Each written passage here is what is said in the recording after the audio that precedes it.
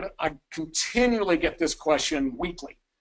Any effect on aerobic activity? So digging into all that, there's a whole section in the document on aerobic activity.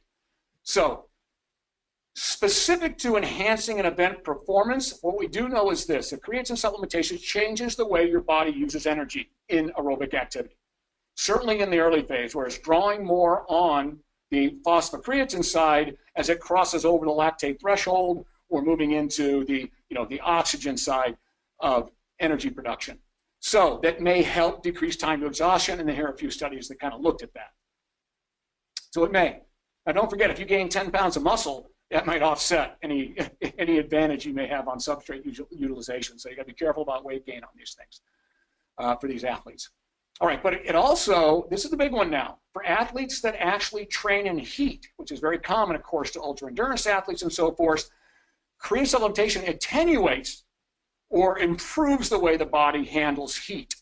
It allows your core temperature to stay cooler and better sweat time and so forth. So all kinds of good things happen with creatine supplementation. So this may be another reason for experimentation for aerobic athletes when they're using it in heat. And I always say experiment because it's going to be individual if this works for you or not. But there's plenty of reasons, plenty of potential mechanisms, actions to at least experiment with it if you are a competitive athlete.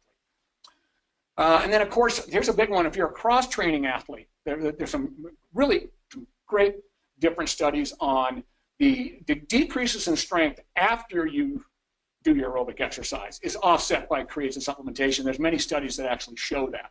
So that there may be a reason for a cross-training athlete to use it. And then, of course, the other one was, what about enhancing recovery to potentially benefit ongoing events? Well, there's two things. And this is a brand new thing here. Creatine supplementation has been shown to increase muscle glycogen stores post-exercise. I mean, to the tune of 82%. That's a pretty staggering number. So therefore, if you've got another bout of exercise, it may be of value to you to be able to increase your glycogen stores in a day.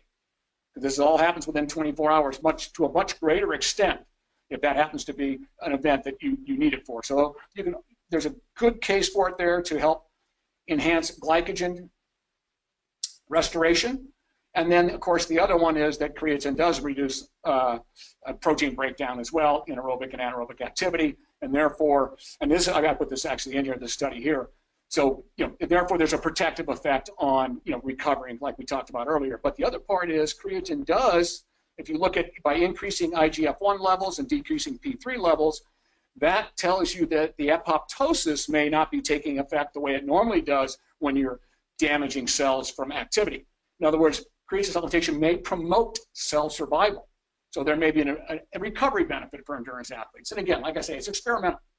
Certainly no downside. That we do know.